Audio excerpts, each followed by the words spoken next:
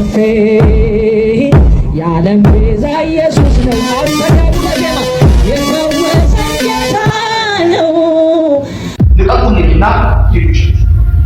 ለቃችሁ ሂዱ። ይሄን ቤት እኔ እንደሆነ ሬሳዬ ብቻ ነው ከዚህ ቤት ይወጣ።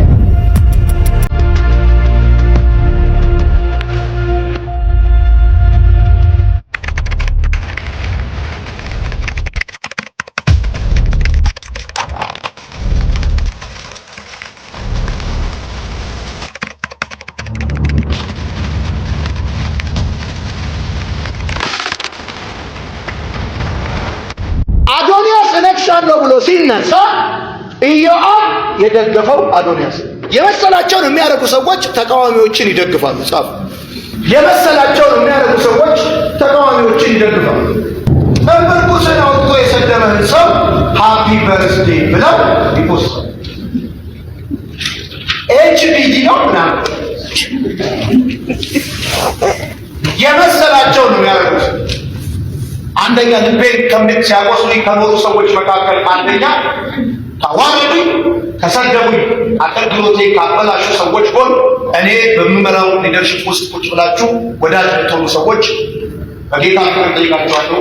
ለሚስቴ እዚህ ከመምጣት በፊት አይዋ ውስጥ ነግሪያት የመጣሁት ይህን ትምህርት ልቀቁኝና ሂዱ። ለቃችሁ ሂዱ። ይህን ቤት እኔ እንደሆነ ሬሳዬ ብቻ ነው ከዚህ ቤት የሚወጣው። ሬሳዬ ነው ከዚህ ቤት የሚወጣው። አልለቅምም። ስለዚህ ለእናንተ መልካም ይሆንላችሁም። ለቃችሁ ሂዱ።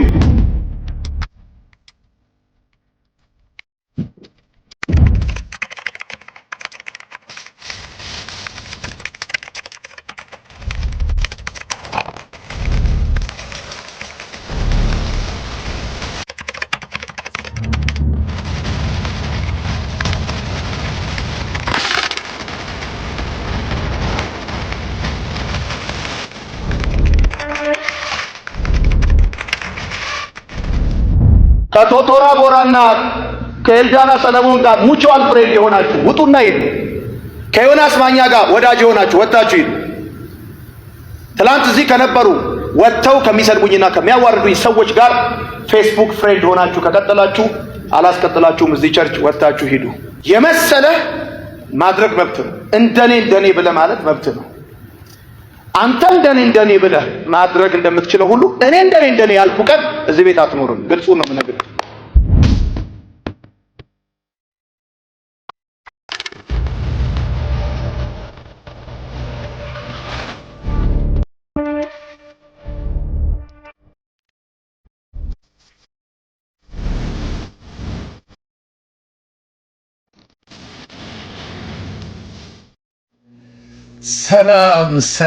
ሰላም ቤተሰብ እንዴት ናችሁ? አማን ነው። ክብሩ ይስፋ። እናትና ልጁ መልእክት ደርሶኛል። ዮናታን አክሊሉ ከዮኒ ማኛ ጋር ወዳጅ የሆናችሁ የኔ ጠላቶች ናችሁ ብሎ ምኑን ነክቼው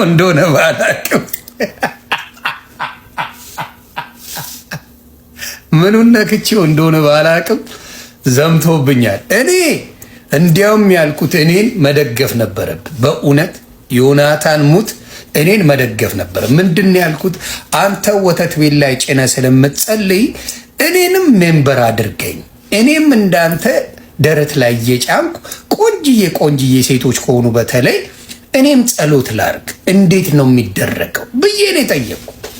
ሁለተኛ ደግሞ ያልኩ የዋሻውን ነገር ሽብሸባ የአማራ ነው ብለህ ባልክበት ጊዜ አይደለም። ሽብሸባ የሚባል አማራ የለውም።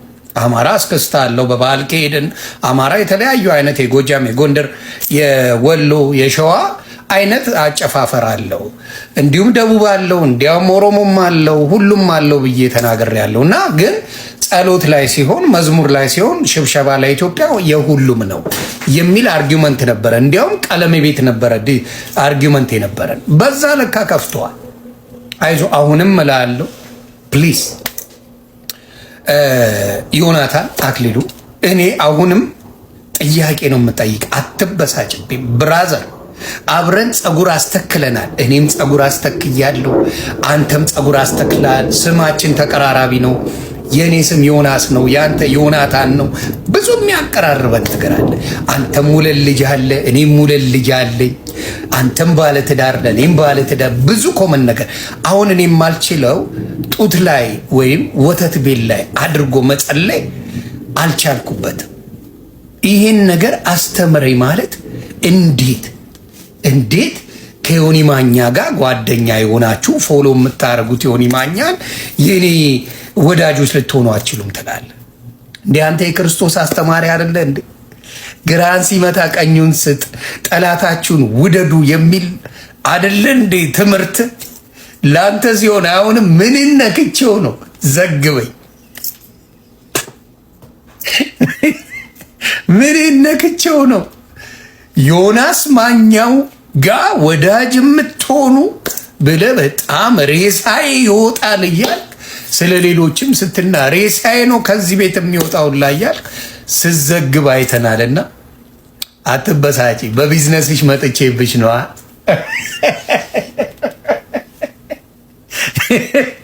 በቢዝነስ መጣሁብህ። አትበሳጪ አባቴ፣ እንዲህ አትበሳጪ። ወንጌል የሚለው ጠላቶቻችሁን ውደዱ ነውና እኔ ደግሞ ብዙ አልጠላሽ፣ ትመችኛለሽ። አንዳንድ የቢዝነስ ሰው ስለሆንሽ ትመችኛለች እና አደራ ብዙ አትበሳጪ ለማለት ነው። አረጋጊ ዮናታን። እንዲህ ነርቭን እንደነካሁት አላቅም ነበር። ኤኒዌይስ ይመችሽ፣ መልእክትሽ ደርሶኛል። ወደፊትም እንቀጥላል። እንዲህ የተተከለው ፀጉርን ነቅለዋል። እንዲህ እንደምትበሳጭብኝ ባቅማ ነቃቀልልሃለሁ። የተተከለውን ሁላ ነው የምነቅልልህ። ያን እንድታውቀው ነው። ሌሎቻችሁ ሰላማችሁ ብዝት ይበል። መልካም ጊዜ ይመቻችሁ። የዓለም ቤዛ ኢየሱስ ነው። የፈወሰኝ ጌታ ነው። መዳን በሌላ የለም። እኔ አምናለሁ ዘላለም የዓለም ቤዛ ኢየሱስ ነው የፈወሰኝ።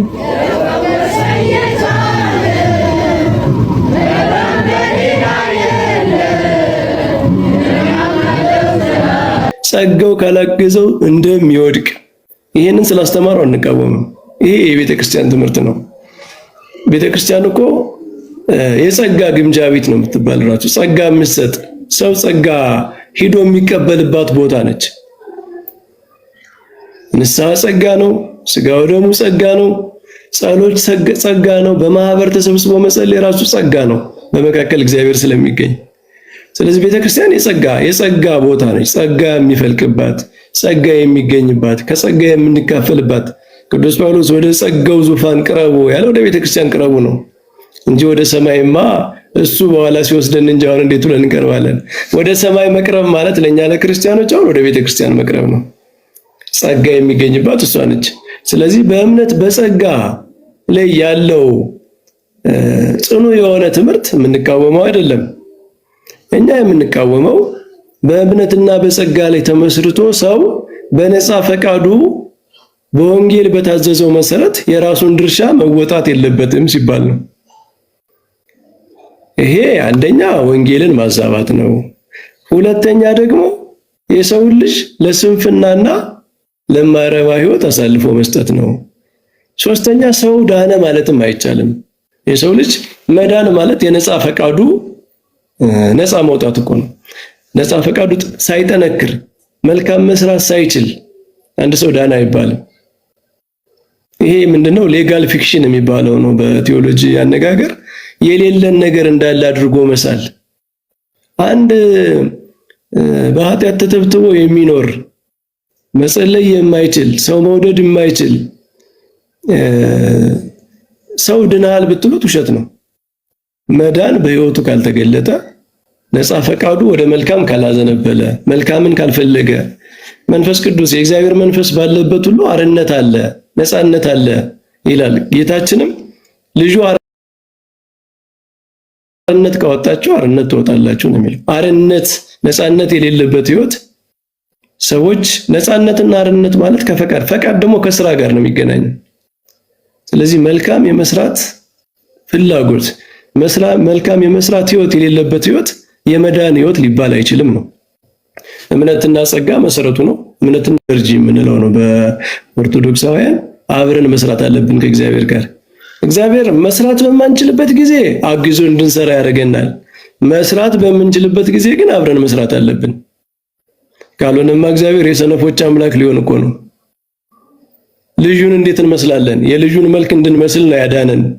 መልካም ስራ ለመስራት ተፈጠርን ካለው ቅዱስ ጳውሎስ ጌታችንን ፍሬ አፍሩ ካለን እሱን መምሰል ካለብን ልጁ እኮ ወልድ ሰው ስጋ ሆኖ ፍቅርን አድርጎ ነው የሰው ልጆች ራሱን የገለጠው በዛ መንገድ ነው። ልጁን መምሰል ማለት ስራ ነው። ልጁን መምሰል ማለት በእምነት ላይ ተመስርቶ ስራ መስራት ነው። ስለዚህ እምነትና ጸጋን ኢንፋሳይዝ ስላደረጉ በሱ ላይ ትኩረት ስላደረጉ የምንቃወም የሚመስላቸው ሰዎች ስህተት ነው። ይሄ ምንድነው? አንዳንድ ጊዜ ሰዎች በጣም የሚቃወሙትንና የሚያጠቁትን ትምህርት ጥብቅና ስንቆም ሌላውን የመጣልና ዝቅ የማድረግ አይደለም።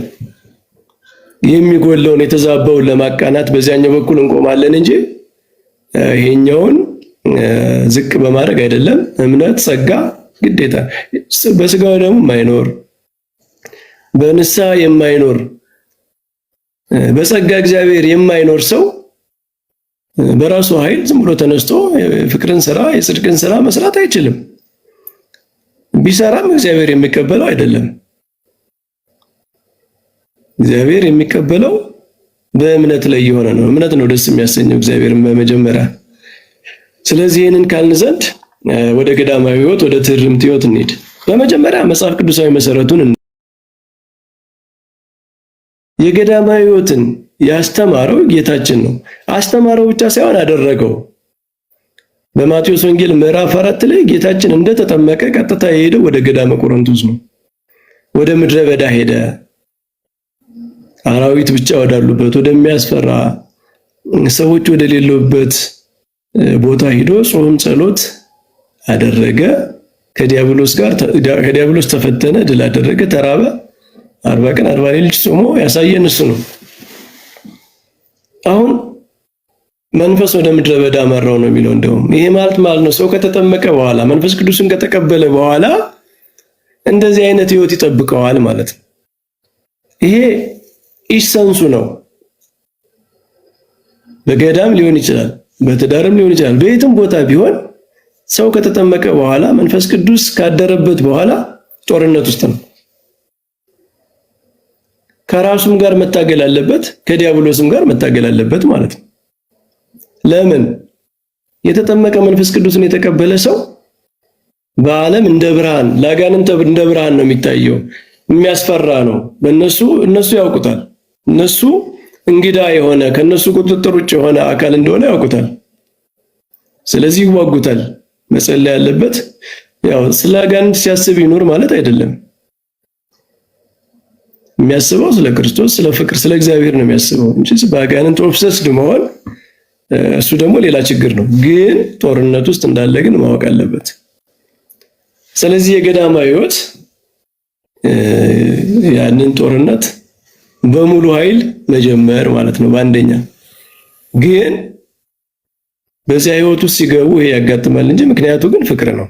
እግዚአብሔር ጋር የመኖር ከእግዚአብሔር ጋር በጸሎት በጾም የማሳለፍ ስጋን የመግዛት ኃጢአትን ከራስ የመዋጋት ምክንያቱም ከስጋና ከደም ጋር አይደለም መዋጋታችን አለ ቅዱስ ጳውሎስ። ከአጋንንት ጋር ውጊያ አለ። በሌላ ቦታ ደግሞ በሚሞት ስጋችሁ ኃጢአት አይንገስ አለ። ስለዚህ ከስጋ ጋር መዋጋትም ያስፈልጋል። ከስጋ ጋር ማለት ከሰውነት ጋር ሳይሆን ከክፉ ፈቃዱ ጋር ማለት ነው። ይህንን ሁሉ ነገር የሚኖርበት ህይወት ነው። ጌታችን ነው ይህንን ያደረገው። በተግባር ነው በመጀመሪያ ያሳየው ማለት ነው። አንዳንድ ሰዎች አይማ እኮ ለኛ ለቤዛነት ነው ያደረገው። ክርስቶስ ወደ ምድረ በዳ ሄዶ 40 ቀን 40 ሌሊት ጸልዮ ከአጋንንት ተፈትኖ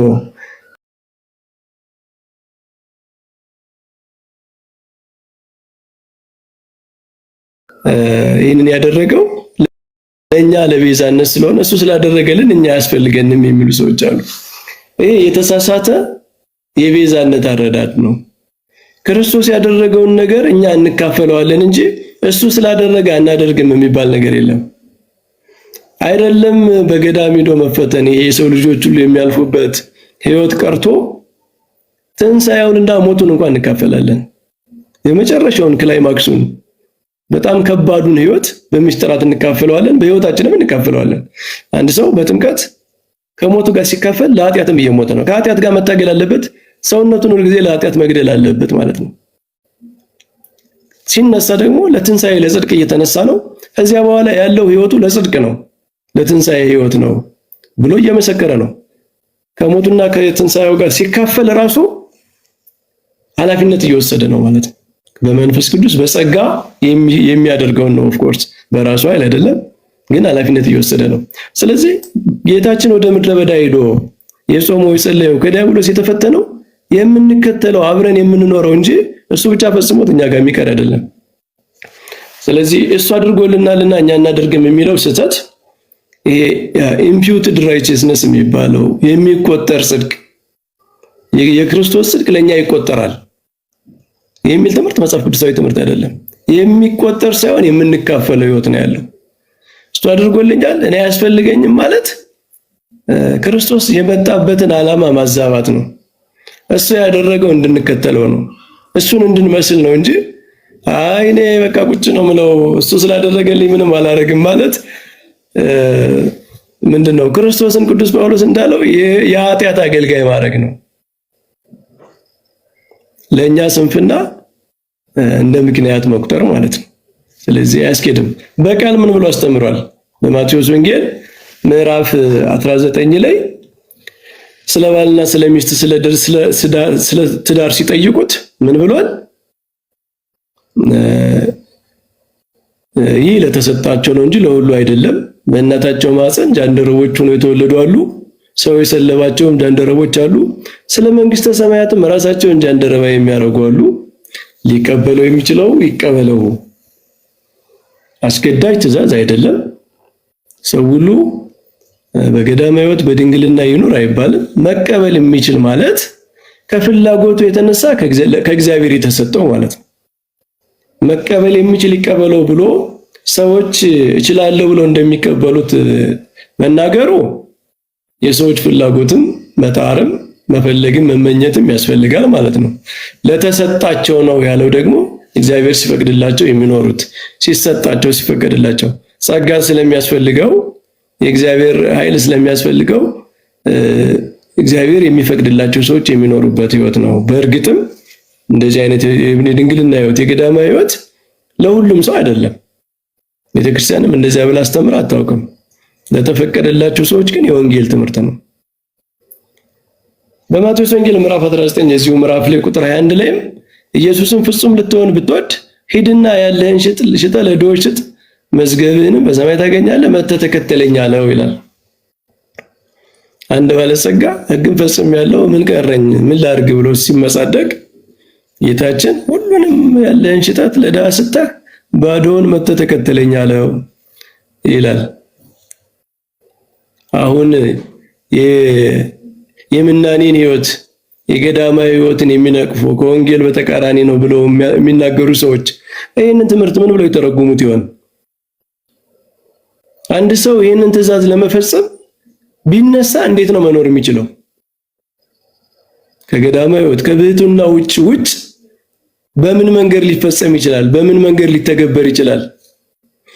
ችግሩ እንዲህ አይነት ጥቅሶች ከዚያ ቤት አይነበቡም። ራሱ አይነበቡም ብቻ ሳይሆን ሰው ሲያነሳቸው አይፈለግም። ከፍሎ የማመን ምንድነው ሳይኮሎጂካሊ ደስ የሚሉትን ነገሮች ብቻ መውሰድ ነው እንጂ የመስቀሉ ነገር ለህይወት የሚከብድ ነገር ከበድ ያለውን ነገር እንዲህ አይነት ትእዛዛትን መተው። ስለ ፍርድ ሲነሳም ብዙም የለም አይወራም። ድነናል ጸድቀናል ነው እንጂ በኋላ ፍርድ ይጠብቀናል የሚል ትምህርት የለም። ቢኖርም እንደ መጽሐፍ አኔክስ መጽሐፉ ካለቀ በኋላ መጨረሻ እንደምትጨመር ነገር ነው እና የጌታችን ትምህርት ይሄንን ትምህርት እንግዲህ ወንጌል ማለት እኮ የክርስቶስ ትምህርት ነው። ሐዋርያት እኮ ተርጓሚ አብራሪ ናቸው በነገራችን ላይ እንጂ ምንጭ አይደሉም። እኛ ወንጌልን ፍጽምት ሕግ የምንላት ከክርስቶስ የወጣች ሕግ ከራሱ ከአምላክ የተነገረች ሕግ ስለሆነች ነው። ይሄ ከክርስቶስ ቃል የወጣ ነው። ይሄንን እንዴት ነው የምንኖረው ነው ጥያቄ። ቤተ ክርስቲያን የክርስቶስን ትእዛዝ በምልአት ስለምትቀበል ነው የምናኔ ሕይወት የገዳም ሕይወት ለሚችለው ሰው የሁሉም አይነት የሕይወት አማራጭ ያላት ማለት ነው። ምድረ በዳ ጌታ ወደ ምድረ በዳ ይሄድ። ምድረ በዳ ምንድን ነው? ለምንድን ነው ያስፈለገው ስንል ምድረ በዳ ማለት ሰው ከዓለማዊ ጫጫታ ከብክነት ወጥቶ ስለ ሕይወቱ፣ ስለ ፈተናው፣ ስለ ፍቅሩ የሚያስብበት መንፈሳዊ የሆነ ተመስጦ የሚያደርግበት ቦታ ነው። ይሄ ሲሆን መንፈሳዊነቱ ይጨምርና በጣም ከፍ ያለ ተመስጦ ሲገባ በዚያው ልክ ተቃራኒው ኃይል ይመጣል፣ ይጨምራል። ጦርነት ይጀምራል። ቀድሞም የነበረው ጦርነት የበለጠ ይብሳል ማለት ነው። ይህን ባሸነፉ ጊዜ ክርስቶስን ይመስሉታል። ክርስቶስ ዲያብሎስን አሸንፎታል። እያንዳንዳችን ማሸነፍ አለብን። በክርስቶስ ኃይል በክርስቶስ ጸጋ እሱን ተከትለን የእሱን መንገድ ተከትለን ዲያብሎስን ስናሸንፈው ነው አንዱ ልጁን የምንመስለው ማለት ነው። ልጁን እንድንመስል እግዚአብሔር አደረገ። የማዳን ዓላማ ራሱ ልጁን እንድንመስል ነው ከተባለ ልጁ ዲያብሎስን አሸንፏል፣ እኛም ማሸነፍ አለብን። አጋንንትን ማሸነፍ። ይሄ የገዳማዊ ሕይወት በምድረ በዳ የመኖር የባሕታውያን ሕይወት አንዱ ዓላማ ይሄ ነው። አሁን እዚህ ላይ በጣም ደግሜ ማለት የምፈልገው መርጦ መውሰድ አንዱን ትምህርት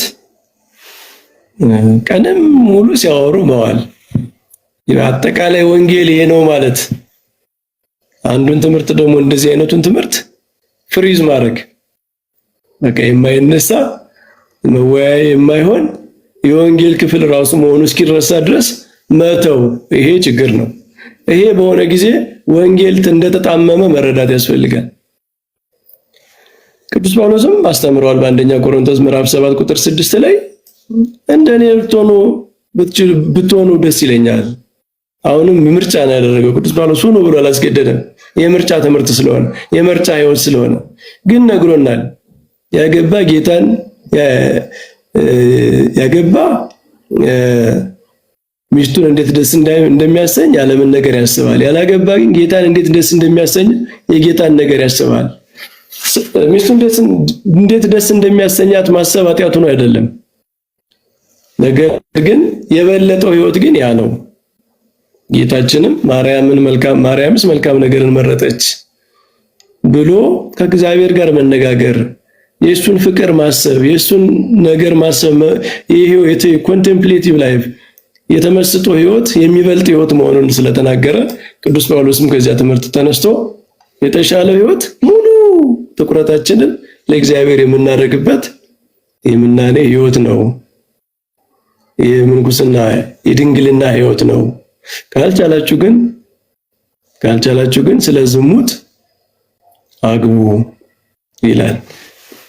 ይሄንን ይሄ ትዳርና የምንኩስና ሕይወት ዝርዝር ውስጥ አንገባም። ትዳር የራሱ መስቀል አለው። ትዳር የራሱ ሕይወት አለው፣ የራሱ ጽድቅ አለው።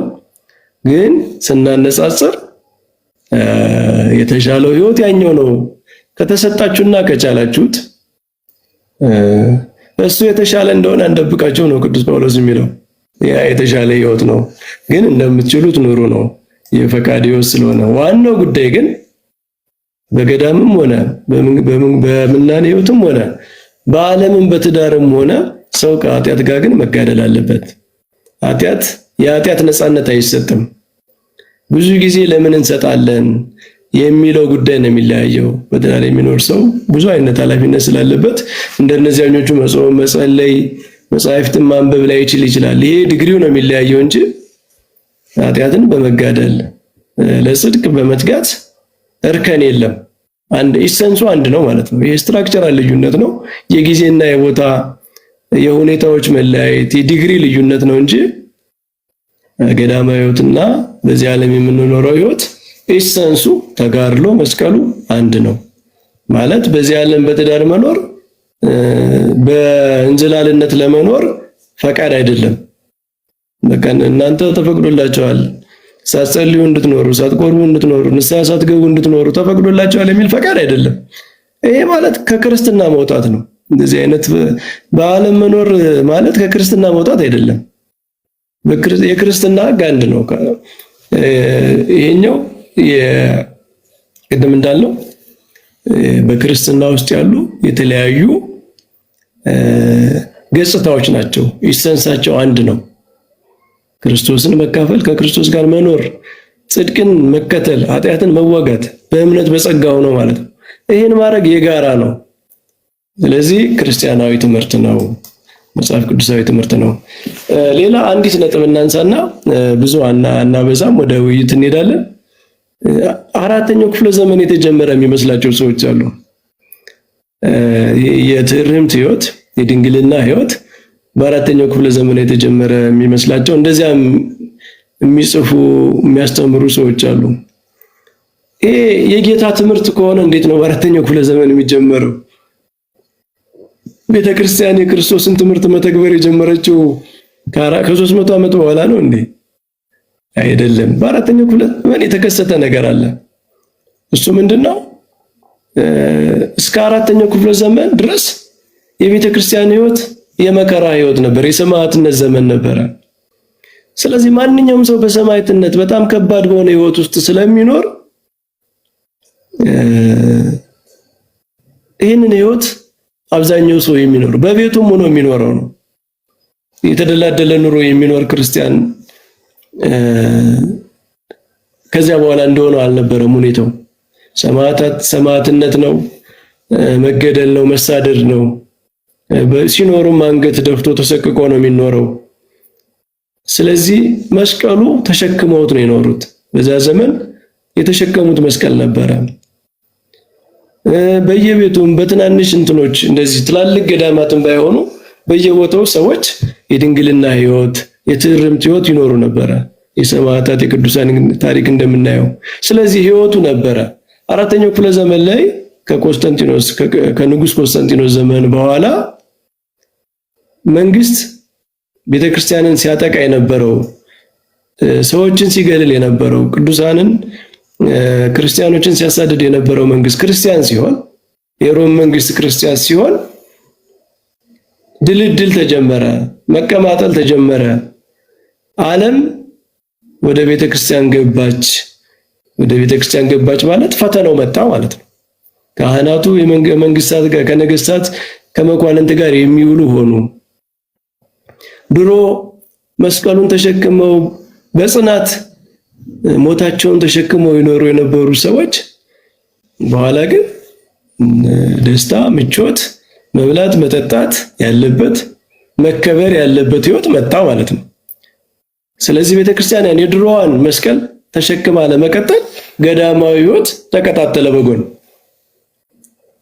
እና የገዳማዊ ህይወት ጀማሪ እነ መቃርስ እነ እንጦንስ ሳይሆኑ ጌታችን ነው። እነሱ በዚህ ምክንያት የመጣውን ወደ ቤተክርስቲያን ያሰጋውን ዓለማዊነት ሪቨርስ የሚያደርግ እሱን የሚከላከል እንቅስቃሴ ነው ያስቀጠሉት። በሌላ መንገድ ከተማው ምቹ ሲሆን፣ ድሮ ከተማው ራሱ መሳደጃ ነበር፣ መሞቻ ነበር፣ ለክርስቲያኖች ምድረ በዳ ነበር። ስለዚህ እዚያው ውስጡ ነው መስቀሉን ተሸክመው በመከራ ይኖር ነበር። ምድረ በዳው ራሱ ጌታ